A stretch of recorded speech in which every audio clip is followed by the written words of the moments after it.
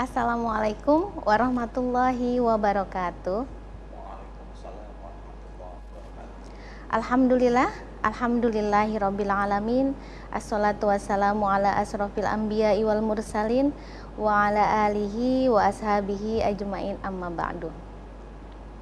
Pemirsa RCTV yang berbahagia dimanapun Anda berada, jumpa lagi bersama kami dalam program Ramadan Menyapa. Program ini merupakan dakwah keislaman spesial di bulan Ramadan yang disiarkan langsung dari studio RCTV pada pukul 16.00 sampai dengan pukul 17.00 waktu Indonesia Barat. Nah, program ini terselenggara atas kerjasama Lembaga Penelitian dan juga Pengabdian kepada Masyarakat dengan Radar Cirebon Televisi. Hari ini saya Wulandari yang akan memandu acara kita selama 1 jam ke depan. Pemirsa RCTV yang berbahagia, di era digital yang semakin berkembang saat ini, tentunya pendidikan Islam itu memperoleh tantangan yang signifikan sekaligus peluang yang menggiurkan di abad 21 ini. Artinya pendidikan Islam dengan hadirnya teknologi digital itu mampu merubah pendidikan secara menyeluruh, mengubah cara belajar kita, mengubah cara kita berkomunikasi, dan mengubah cara kita berinteraksi dengan dunia saat ini. Alhamdulillah di sini sudah hadir bersama kita Dr. Muhammad Ali, MPD. Beliau merupakan Civitas Akademisi YIN Syekh Nurjati Cirebon dan juga merupakan Ketua PJJ PAI YIN Syekh Nurjati Cirebon. Baik, mari kita sapa terlebih dahulu narasumber kita yang sudah hadir.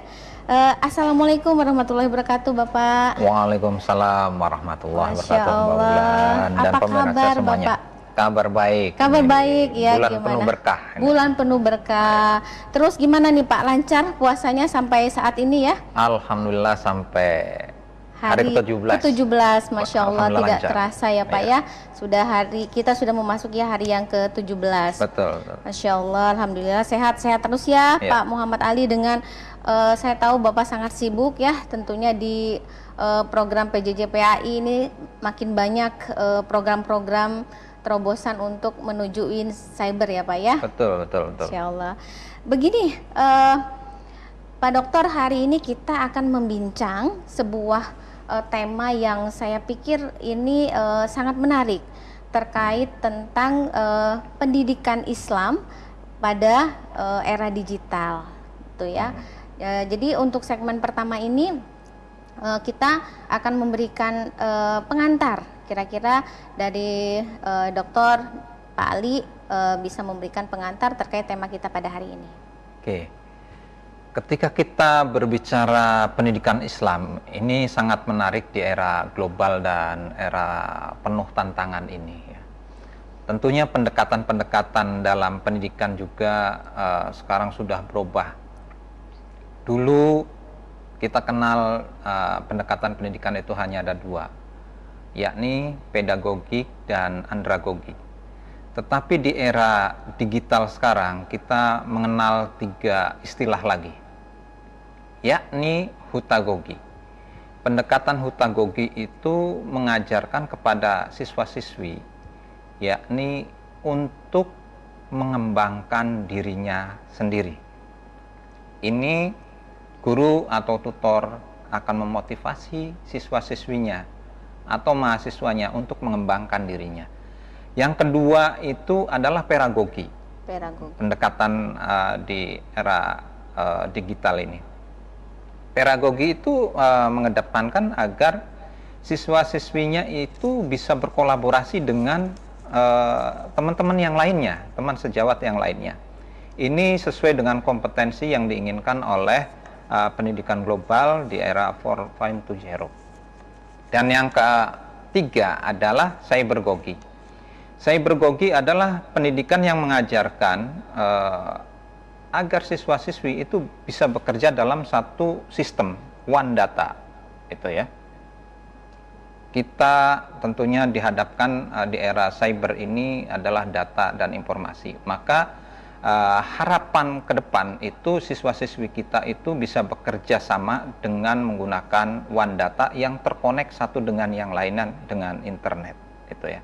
Tapi yang tak kalah penting itu tanpa menghilangkan nilai-nilai akhlakul karimah yang telah diajarkan oleh Rasulullah, para sahabat, para aulia, para ulama, dan para guru-guru kita. Itu yang terpenting. Baik. Baik, terima kasih Pak Dokter yang telah menyampaikan pengantar terkait tentang tema yang cukup menarik pada hari ini.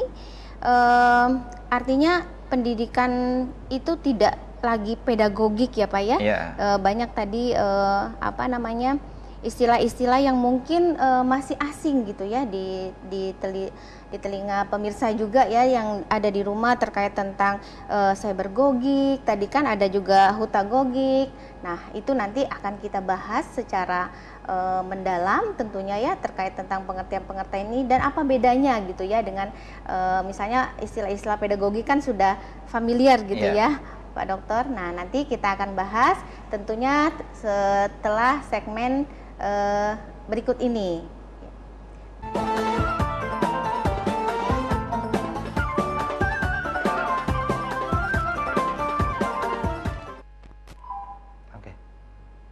Baik, kita akan melanjutkan. Tadi kita sudah berbicara terkait tentang bagaimana pendidikan Islam di era digital ini. Tadi Bapak sudah menyampaikan terkait pedagogi, cybergogik dan hutagogik. Itu kira-kira apa sih Pak perbedaannya dikaitkan dengan era digital saat ini?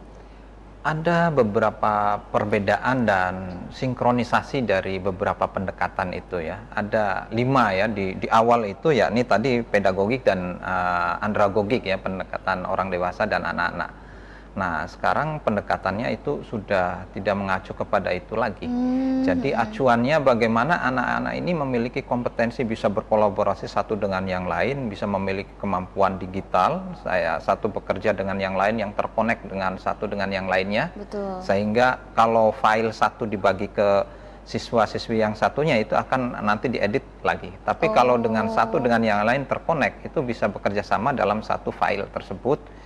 Sekarang itu bisa dengan menggunakan Google Drive ataupun yang lainnya, yang contoh kecil saja ya. Tentunya hutagogik juga ini sangat penting sekali di era sekarang karena model pembelajaran juga kita berfokus pada student center ya. Jadi guru sebagai motivator untuk mengarahkan siswa-siswinya untuk lebih berkembang. Makanya konsep-konsep ini juga sangat erat kaitannya dengan konsep taksonomi Bloom ya. Konsepnya Ki Hajar Dewantoro dan konsepnya Rasulullah Shallallahu Alaihi Wasallam. Konsep Rasulullah Shallallahu Alaihi Wasallam itu yang pertama itu mengedepankan akhlak. Innama bu'istu liutammima makarimal akhlak. Maka Rasulullah yang digenjot karena yang digenjot adalah akhlak dulu, moral dulu, etika dulu, agar bisa bergaul satu dengan yang lainnya. Betul. Bisa lebih baik. Karena di era Arab pada waktu itu ya zaman memang penjajahan dan kekejaman yang sangat luar biasa terhadap perempuan dan menempatkan orang-orang itu tidak sesuai dengan prinsip-prinsip humanisme ini.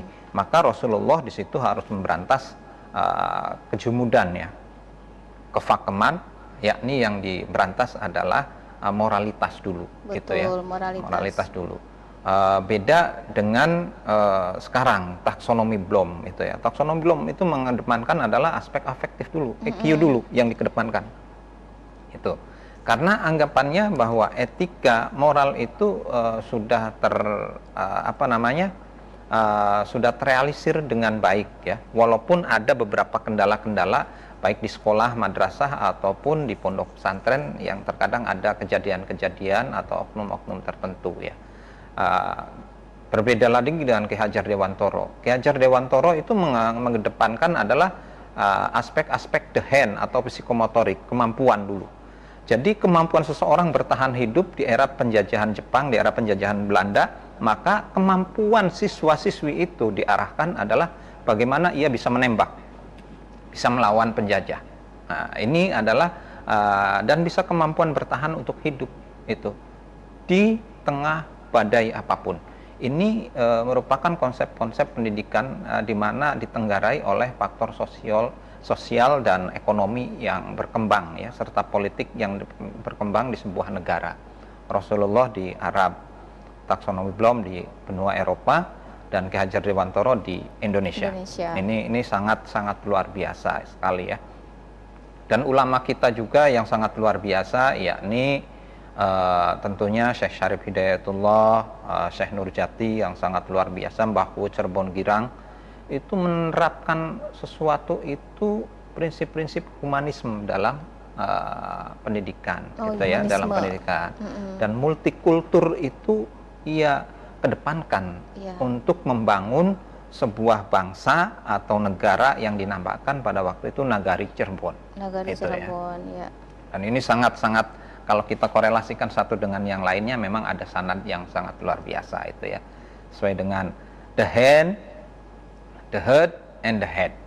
Kalau taksonomi Bloom itu yakni afektif, kognitif, dan psikomotorik ya, itu.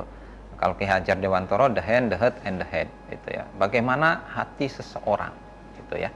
Hati seseorang bisa memiliki jiwa yang penuh pemaaf dan penuh pemurah, itu. Baik, Pak Dokter, ini menarik sekali ya topik kita saat ini tuh. Tadi ada istilah-istilah yang menarik, the hand, the heart, and the head. Nah, kita akan lanjutkan bincang kita terkait nanti topik pendidikan Islam dalam era digital, dan kami ingatkan juga kepada para pemirsa untuk bisa berpartisipasi aktif melalui line telepon yang tertera di layar kaca pemirsa semua, dan bisa berbagi pengalaman juga. Insya Allah beberapa pertanyaan yang masuk akan kami jawab dengan sebaik mungkin. Pemirsa jangan kemana-mana, karena setelah ini kita akan lanjutkan kembali setelah jeda pariwara berikut ini.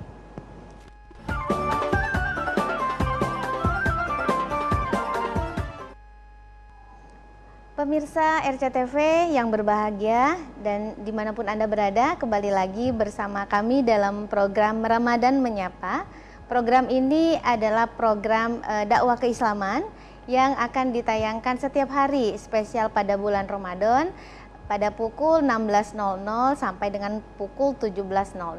Nah, program ini terselenggara atas kerjasama Lembaga Penelitian dan Pengabdian kepada Masyarakat dan juga Radar Cirebon Televisi. Baiklah, tadi kita akan melanjutkan bincang-bincang kita tadi terkait tentang bagaimana pendidikan Islam di era digital. Tadi sudah diberikan pengantar ya dari Pak Dr. Muhammad Ali terkait tentang bagaimana sih konsep pendidikan baik itu yang ada di Indonesia, konsep pendidikan Islam dan konsep pendidikan yang di Barat ya.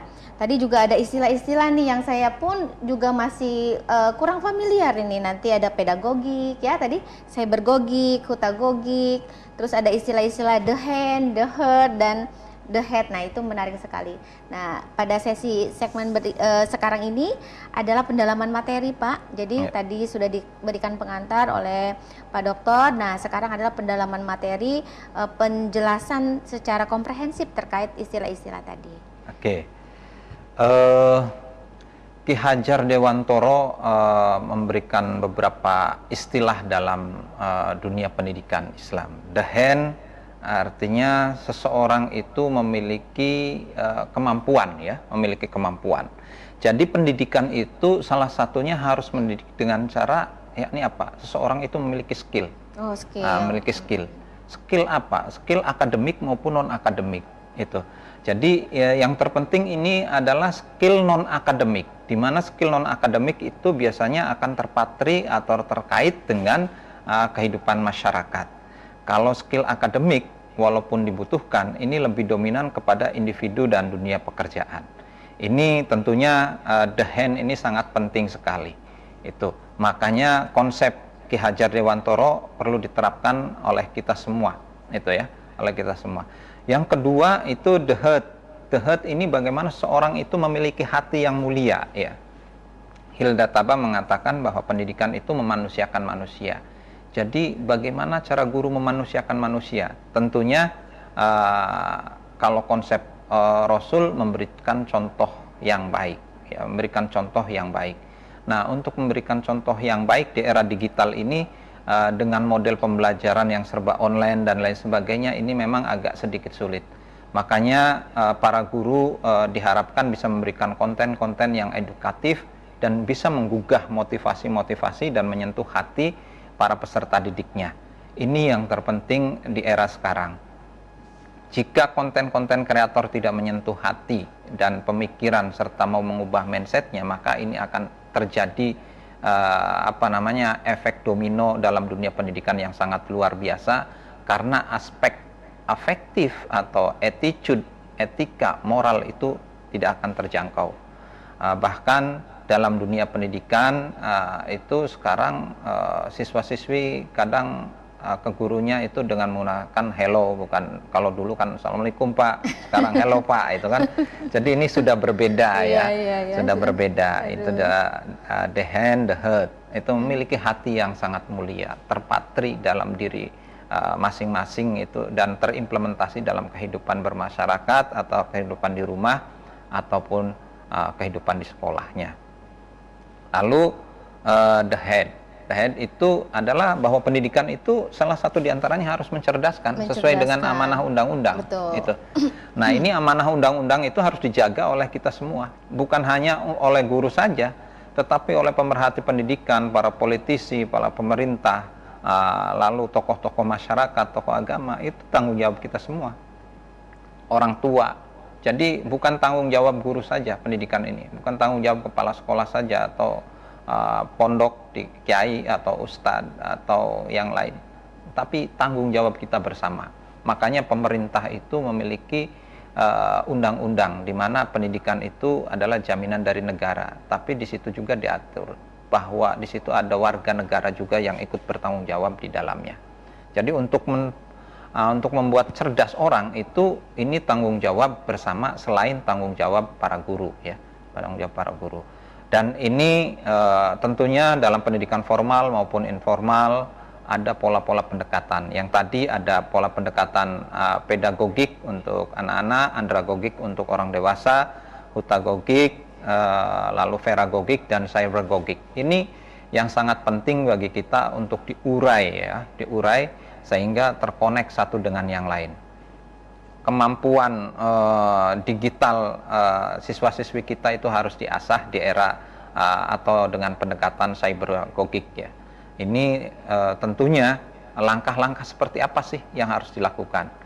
Langkah-langkah yang harus dilakukan oleh sekolah atau madrasah, tentunya sekolah dan madrasah itu bisa menganggarkan beberapa fasilitas, ya, fasilitas-fasilitas yang mendukung tentang terkait dengan cybergogik ini.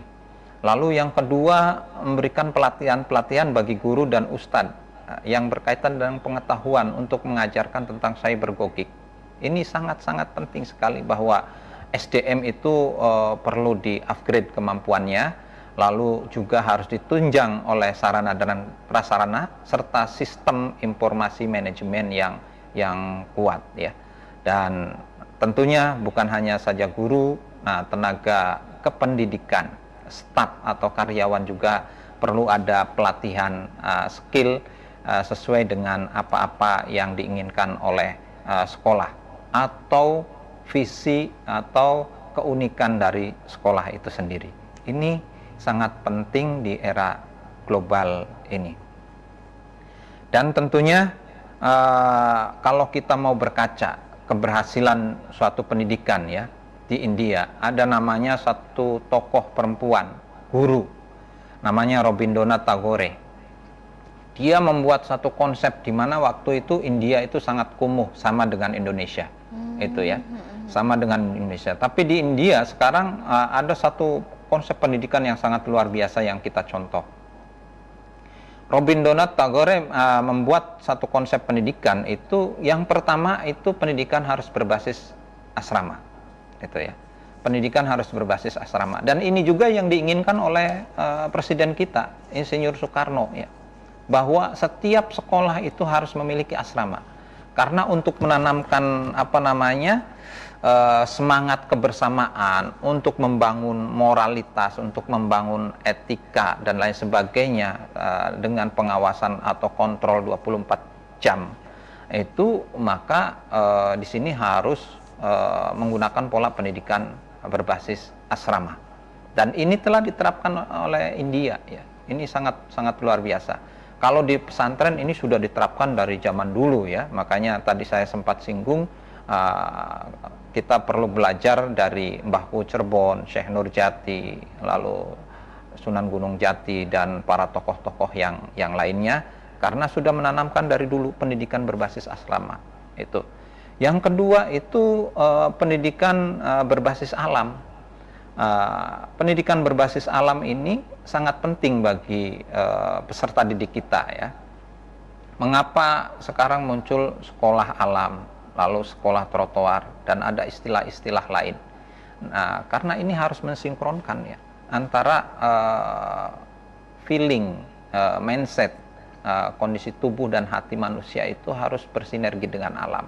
Ini kita bisa menjaga hablum minan nas, hablum minallah, dan hablum minal alam. Maka dengan kita belajar berbasis alam, tentunya alam juga akan mengajarkan kita secara kafah tentang kehidupan manusia, tentang kehidupan yang lainnya ya. Dan tentunya pendidikan berbasis atau pembelajaran berbasis laboratorium. Rabindranath Tagore mengungkapkan bahwa pendidikan ini penting sekali untuk melakukan bahwa pendidikan ini harus berbasis laboratorium. Karena sesuatu yang ilmiah harus dibuktikan secara ilmiah. Ini tidak bisa dibuktikan secara asumsi atau hanya omong-omong belaka. Maka harus dibuktikan berdasarkan data-data yang ada di laboratorium, uji coba secara ilmiah. Dan di India itu pengobatan itu sangat luar biasa. Pendidikan juga sangat luar biasa. Walaupun Finlandia menempati urutan pertama, tetapi ada satu konsep di India yang sangat luar biasa ya. Dan kalau kita berkaca di wilayah 3 Cirebon ya, pendidikan yang sangat luar biasa, dari pendidikan pondok pesantren di Buntet Pesantren, lalu di Ciwaringin, di Gedongan, di Serang, itu sangat-sangat luar biasa. Para ulama, para kiai kita yang ada di pondok-pondok tersebut itu mengajarkan yang pertama itu tentunya kedisiplinan dan moralitas, itu ya, etika. Jadi adab dan sopan santun terhadap para kiai, para ulama, juga untuk orang tua. Ini yang ditempatkan pada posisi pertama di pondok pesantren yang ada di wilayah Cirebon, bahkan di seluruh Indonesia. Itu. Baik, terima kasih Pak Dokter, luar biasa ini penjelasan dan pendalaman materi terkait tentang pendidikan Islam di era digital ini. Ada hal-hal tadi yang saya catat ya terkait tentang bagaimana kita berkiblat dengan pendidikan yang ada di India gitu ya, Pak Dokter. Nah, pendidikan-pendidikan yang tadi disebutkan, pendidikan berbasis asrama, pendidikan berbasis alam, dan pendidikan berbasis laboratorium, nanti akan kita kupas tuntas setelah segmen berikut ini.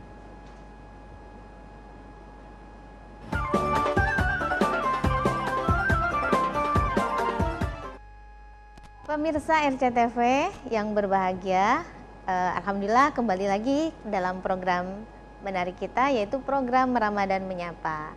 Nah, tadi Pak Dr. Muhammad Ali sudah memaparkan terkait tentang model-model pendidikan-pendidikan ya. Ada beberapa istilah yang saya sendiri pun masih cukup tidak familiar gitu ya. Taunya memang hanya pedagogik ya.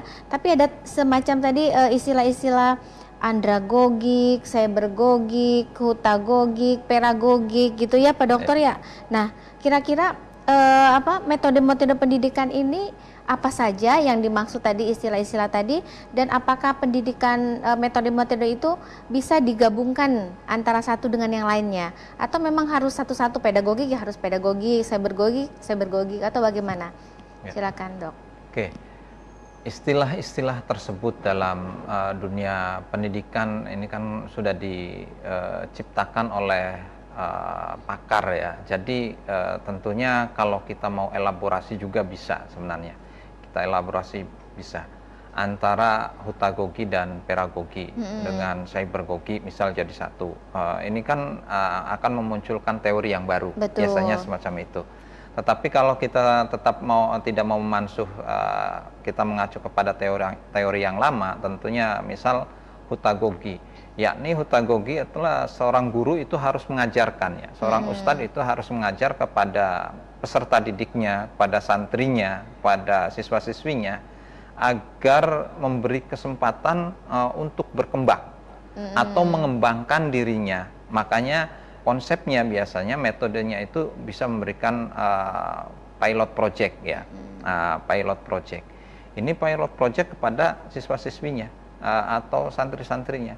Ketika diberikan pilot project seperti di kurikulum Merdeka, maka anak itu akan bekerja, anak itu akan mengerjakan PR sesuai dengan kemampuannya dan dia akan menggali kemampuannya sesuai dengan kemampuannya sendiri.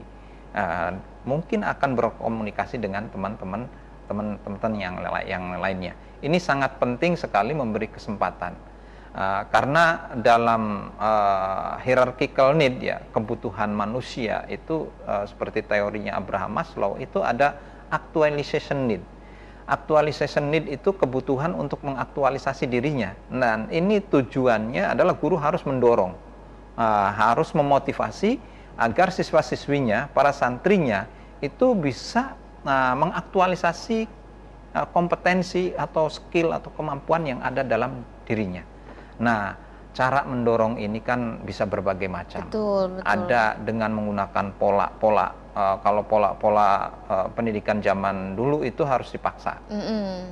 Kalau pola pendidikan zaman sekarang itu tidak bisa. Jadi tentunya ini pendekatan seorang guru, maka ia harus lebih cerdas mendekati pada murid-muridnya ya, atau santri-santrinya, agar tentunya terbangun chemistry ya, terbangun emosionalnya bahwa ini guru kami yang harus dihormati, tetapi perintah-perintahnya harus kami laksanakan. Betul. Ini. Maka dari itu disinilah seni berkomunikasi dari seorang guru ya, seni berkomunikasi dari seorang guru memberikan pendekatan-pendekatan yang sangat luar biasa pada para siswa-siswinya, kepada para santrinya, agar mau menumbuh kembangkan potensi-potensi yang ada dalam dirinya. Ini yang sangat penting. Yang terpenting lagi adalah memberikan reward and punishment. Tetapi kalau dalam dunia pendidikan, punishment selalu dikedepankan, itu bisa menjadi baik, juga bisa menjadi buruk ya. Maka akan lebih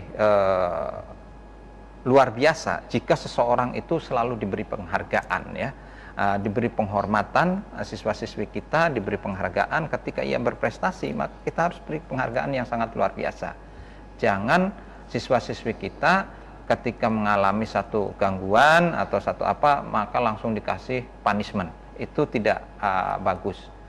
Di sini perlu ada pendekatan lain, justru akan lebih baik jika menggunakan pola reward ya, memberikan penghargaan terhadap siswa-siswinya. Dan yang kedua itu tentang pedagogi. Pedagogi itu merupakan satu konsep pembelajaran di mana seorang guru itu harus mengajarkan peserta didiknya itu bisa berkolaborasi dengan yang lainnya. Itu ya. Sesama teman sejawat atau sesama teman SMA-nya di SMA yang lain atau di pesantren yang lain. Mengapa demikian? Karena fenomena sekarang itu ya. Fenomena sekarang itu anak-anak atau peserta didik kan pada bawa HP semua. Betul. Gitu. Jadi mereka sekarang tuh asik dengan HP-nya, termasuk di kamarnya pun mereka menyendiri dengan dengan handphonenya, dengan gadgetnya, dengan gawainya. Orang tuanya kadang dicuekin, teman-temannya kadang dicuekin, saudara kakaknya itu dicuekin, dia asik dengan gawai atau gadgetnya atau handphonenya.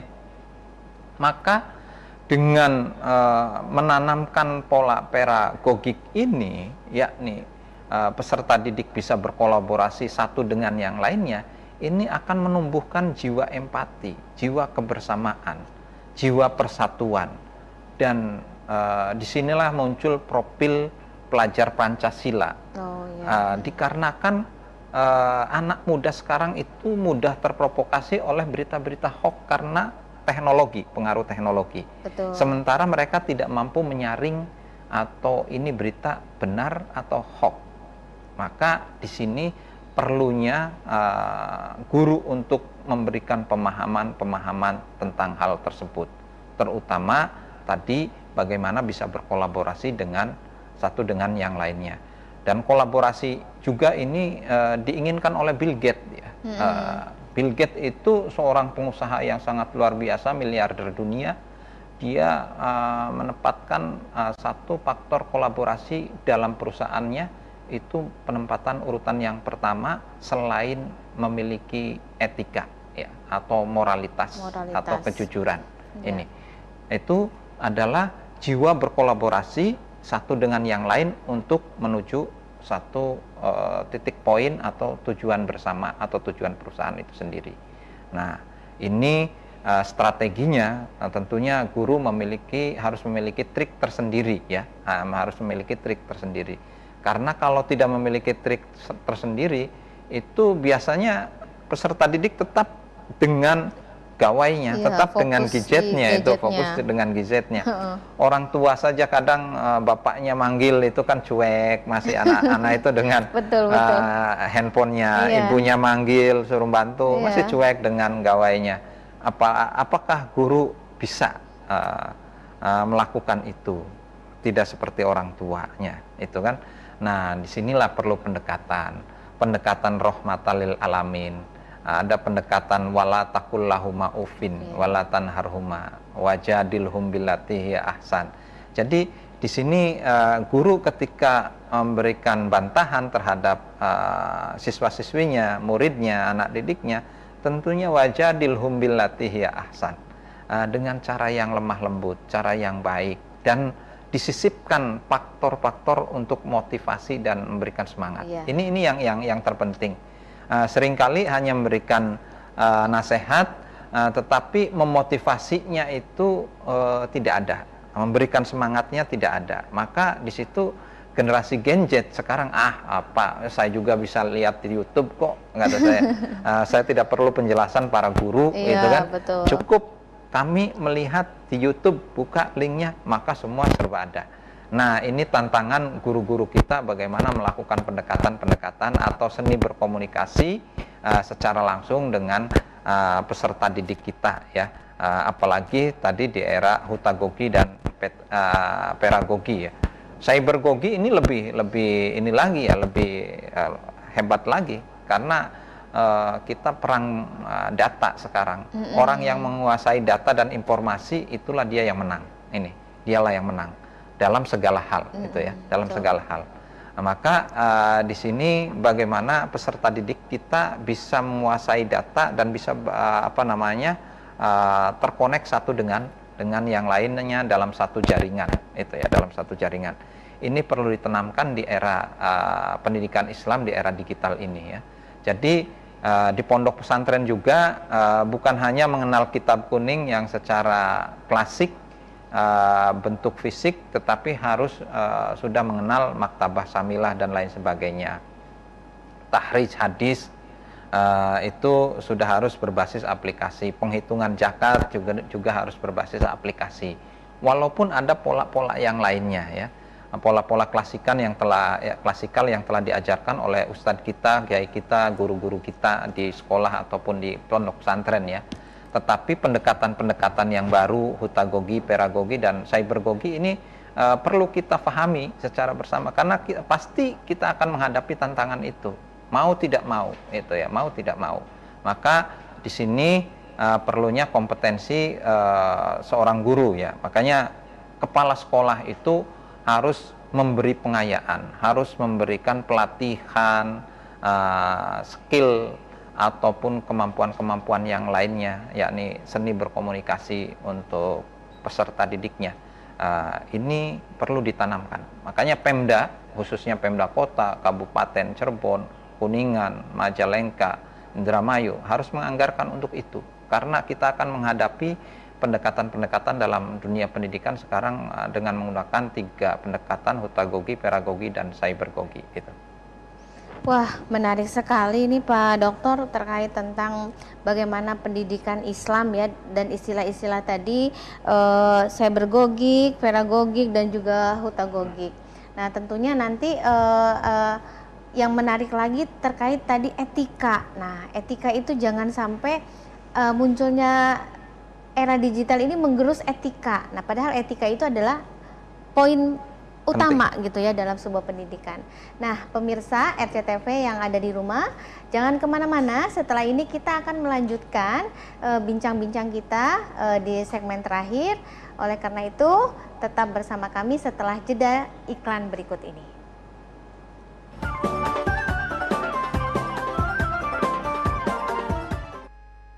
Pemirsa RCTV yang budiman dan dirahmati Allah, alhamdulillah kembali lagi bersama kami di program Ramadan Menyapa. Tadi sudah disinggung oleh Bapak Dr. Muhammad Ali terkait tentang etika ya.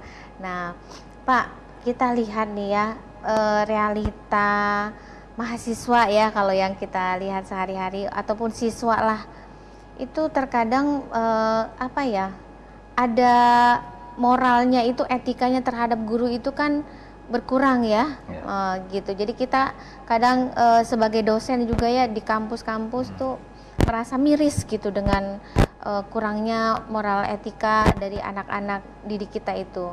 Apakah itu merupakan pengaruh daripada munculnya teknologi digital ini sehingga mereka tidak aware gitu ya tentang etika ini, atau bagaimana menurut Pak Dokter? Oke. Etika ini tentunya tidak hanya dipengaruhi oleh pendidikan saja ya. Iya. Memang ada faktor bawaan juga, ada faktor kondisi politik, ada faktor kondisi sosial, ada faktor kondisi ekonomi. Buktinya di zaman Rasulullah juga kan sebelum teknologi muncul, ternyata masalah etika sudah menjadi problem masyarakat pada saat itu ya. Jadi ini dari tahun ke tahun memang Allah itu menciptakan manusia itu kan dari 2 unsur itu ya, yakni yin dan yang itu kan, unsur kebaikan dan unsur nilai-nilai buruk di dalam jiwa seseorang. Nah, bagaimana seseorang mengelola itu menjadi baik, ini tentunya yang penting ya. Dan untuk menjadi baik itu perlu ilmu, itu kan perlu ilmu. Maka untuk mendapatkan ilmu itu bisa secara pendidikan formal, non formal maupun informal. Konsep etika ini perlu dibangun secara bersama dan perlu ada kesadaran dalam diri seseorang tersebut. Nah, untuk menggugah kesadaran ini yang biasanya sangat penting sekali ya. Kalau dampak dari teknologi itu memang untuk menggerus moralitas ataupun etika atau akhlak itu memang sangat besar sekali sekarang itu ya. Karena memang dalam dunia pendidikan untuk menanamkan moralitas, kedisiplinan terutama, terkadang ini terganggu oleh adanya undang-undang tentang HAM itu ya. Ketika guru nabok ataupun menghukum seseorang atau siswanya, terkadang diadukan oleh orang tuanya. Betul. Nah, guru itu kan bisa masuk penjara. Padahal konsepnya dia itu ingin mendidik agar terjadi kedisiplinan dalam diri seseorang tersebut. Kasus di NTB yang kemarin-kemarin ini 3 bulan yang lalu atau di 2023 ya, itu kan guru menyuruh anak untuk sholat, lalu mungkin apakah mukul atau apa, anaknya melapor dan itu dituntut 100 juta, bahkan di penjara. Ini tentunya satu hal yang sangat tidak sinkron sekali ya. Makanya ini di pemerintah juga para anggota legislatif itu tentunya bisa meninjau ulang ya. Walaupun katanya ada pasal berikutnya bahwa ketika untuk mendidik, menghukum itu diperbolehkan. Tetapi ada pasal karet yang lain yang mengatur bahwa jika guru menghakimi peserta didik, maka guru itu bisa dihukum sesuai dengan hukum pidana atau perdata itu. Nah, ini perlu sinkronize itu ya antara legislatif, yudikatif dan para pemerhati pendidikan juga, para guru-guru, sehingga nasib guru itu ketika mau menanamkan etika itu betul-betul murni, betul-betul ikhlas. Nah, ini jiwa keikhlasan juga ini sekarang sudah berkurang ya dalam di era sekarang ini, di era digital. Baik itu dialami oleh guru, oleh dosen, oleh ustadz.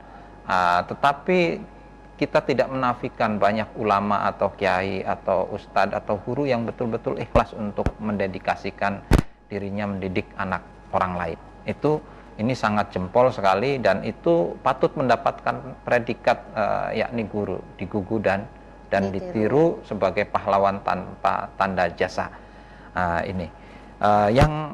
Hal yang perlu kita cermati bersama selain aturan, lalu implementatif di lapangan, yakni guru itu menanamkan etika terhadap peserta didiknya, dan tentunya yang terlebih penting lagi bagaimana siswa-siswi atau mahasiswa itu mengimplementasikan dalam kehidupan di kampus, di sekolah atau di rumah atau di pondok pesantren. Ini tentunya perlu kontrol juga ya, perlu kontrol karena sesuatu itu dalam ilmu manajemen itu perlu controlling ya. Yang terakhir itu adalah controlling. Itu setelah implementatif itu ada controlling. Di controlling itu nanti ada perbaikan. Setelah ada perbaikan nanti ada peningkatan kembali itu ya. Jika tidak benar maka harus diperbaiki. Apa yang salah itu ya. Ketika itu kita tingkatkan kembali. Nah, ini 3 fase ini tentunya harus bisa kita cermati secara bersama. Tentunya ini bagi anggota DPR yang baru, baik itu di DPRD kota, provinsi ataupun pusat itu ya, bisa mencermati undang-undang Sisdiknas dan tentunya bagaimana menanamkan moralitas atau etika, tetapi ada sedikit kendala, ada pasal karet di dalamnya. Ini bisa ditinjau ulang agar guru mendidik itu bisa sesuai dengan aspek-aspek pendidikan, dan moralitas itu bisa dijaga dengan baik itu ya, dengan baik. Jadi bagi para anggota legislator ini tentunya bisa merumuskan ulang. Kami di dalam dunia pendidikan hanya bisa mendorong. Jika ada naskah akademik maka kami akan buatkan naskah akademik ya untuk melakukan itu. Tetapi jaminan terhadap guru untuk melakukan sesuatu sesuai dengan regulasi, sesuai dengan aturan perlu dijamin pula gitu ya. Perlu dijamin pula selain kesejahteraannya ini. Satu konsep hal yang penting yang dulu ulama-ulama kita, para aulia kita tekankan untuk menanamkan moralitas itu adalah dengan menggunakan pola taklim dulu ya, pola taklim itulah. Pola taklim ini sangat penting sekali sehingga akan memunculkan pola tarbiyah. Ketika sudah memunculkan pola tarbiyah, yang terakhir adalah pola takdib gitu, untuk membuat orang yang beradab. Maka tadi dikatakan bahwa pendidikan itu untuk memanusiakan manusia, dan tentunya di hari ke-17 ini Al-Quran sebagai hudal linnas, sebagai petunjuk manusia. Makanya di pendidikan di era digital ini tentunya kita teknologi itu sebagai tool, sebagai alat, tetapi nanti ada petunjuk. Tetap kita harus meminta petunjuk kepada yang kuasa. Dengan cara apa? Tentunya dengan cara kita minta petunjuk, ada sanad untuk meminta petunjuk, ada juga bisa yang langsung itu ya. Ada bisa tak langsung, ada yang langsung. Jadi mungkin itu Mbak Wulan yang sangat luar biasa, dan pemirsa terima kasih banyak untuk SCTP juga yang sangat luar biasa memberikan kesempatan, dan mudah-mudahan anggota dewan kita juga bisa membreakdown, bisa meninjau ulang regulasi yang berkaitan dengan regulasi kependidikan yang dikeluhkan oleh para guru dan dosen. Baik, menarik sekali pemirsa RCTV. Tadi saya mau menggarisbawahi, artinya dari penyampaian dan pernyataan yang disampaikan oleh Pak Dr. Muhammad Ali tadi, bahwa masalah etika ini bukan masalah tanggung jawab guru saja, tetapi tanggung jawab orang tua ya, tanggung jawab tenaga pendidik dan juga tadi anggota legislatif ya Pak ya, dalam rangka merumuskan aturan-aturan yang masih belum melindungi ya guru gitu dalam menerapkan tadi etika atau moral. Nah itu menarik sekali. Dan tak terasa ini Pak Dokter, waktu 1 jam sudah berlalu ya. Rasanya masih banyak hal-hal yang mesti kita diskusikan dan kita sampaikan kepada pemirsa. Namun karena waktunya terbatas, kita harus mengakhiri pada program hari ini. Saya ucapkan terima kasih banyak kepada Sama-sama. Bapak Dr. Muhammad Ali MPDI yang sudah meluangkan waktunya bisa hadir dalam program Ramadan Menyapa ini. Dan saya ucapkan terima kasih juga kepada pemirsa RCTV dimanapun Anda berada yang setia yang membersamai kami dari awal, tadi dari pukul 4 sampai dengan pukul 5 ya. Tema yang cukup menarik disampaikan oleh Pak Dr. Muhammad Ali. Mudah-mudahan bisa memberikan manfaat dan wawasan bagi kita semua. Baik, semoga kita senantiasa diberikan semangat ya, semangat sampai nantinya kita menuju kepada hari kemenangan. Terima kasih, saya Wulandari izin pamit. Mohon maaf apabila terdapat banyak kesalahan dan kekurangan. Wabillahi taufiq wal hidayah. Wassalamualaikum warahmatullahi wabarakatuh.